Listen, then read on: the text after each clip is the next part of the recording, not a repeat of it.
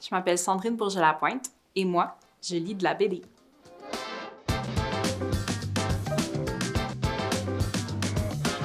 Quand la bibliothèque Marc Favreau a ouvert, il y avait toute une collection de nouveaux livres. Puis c'était vraiment fascinant au début d'y aller parce que, tu sais, souvent dans les bibliothèques, il y a des livres qui datent un peu plus, mais là, c'était une belle collection de bandes dessinées neuves. Puis c'est vraiment là que j'ai passé plein de moments parce que la bibliothèque, elle est magnifique. Premièrement, c'était le fun d'y lire puis tout ça, mais c'est de fouiller dans cette collection-là. Puis c'est là que j'ai découvert que la bande dessinée pouvait m'intéresser. Puis après, c'est ça, j'ai décidé de faire des études de maîtrise. Puis de choisir un sujet sur la bande dessinée. Je travaillais sur la bande dessinée biographique, comment ça pouvait être un outil pour bâtir l'histoire féministe. Je travaillais entre autres sur le travail de Catel, dont Ainsi soit Benoît Groulx était dans mon corpus. Ce genre de portrait-là, notamment pour la jeunesse, a vraiment beaucoup d'impact. C'est ce qui a manqué, je pense, dans l'histoire traditionnelle, c'est des modèles de femmes dans tous les domaines qui ont été culottées, là, qui ont fait ce qu'elles veulent, qui ont changé les règles, qui ont changé les attentes qu'on avait par rapport à elles.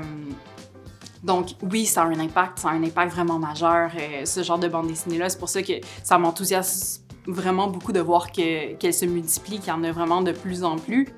Mon premier coup de cœur, ça a été Alison Bechdel. Et c'est Die to Watch Out For, les Gwyn à suivre en français. Puis c'est un projet qu'elle avait fait sur plus de 20 ans pour documenter justement son groupe d'amis, mais aussi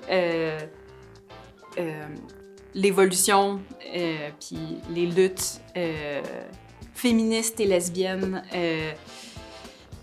des années 80, 90, 2000 à travers justement un feuilleton qu'elle tenait dans une revue. Des familles homoparentales comme ça, c'est super, encore très rare d'en voir dans la bande dessinée, fait que c'est pour ça que c'était révolutionnaire à l'époque, puis ça l'est encore. C'est mon happy place. En fait, le personnage de Mo est libraire, libraire féministe, fait que c'est comme, c'est un peu facile de dire, mais il y a vraiment de l'identification au personnage. La bande dessinée, pour moi, c'est une stabilité. Puis je suis vraiment quelqu'un qui... je suis quelqu'un dans ma vie qui vit des épisodes de dépression. La bande dessinée, justement, par le fait qu'elle nous parle avec plusieurs façons de nommer, d'expliquer, avec le texte, avec l'image, avec le papier utilisé, elle est assez stimulante pour des personnes qui ont moins de concentration.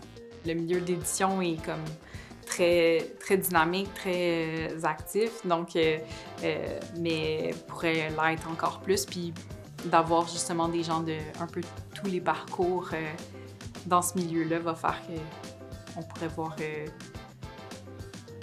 autant de bandes dessinées qu'il y a des gens qui sont prêts à en lire, en fait.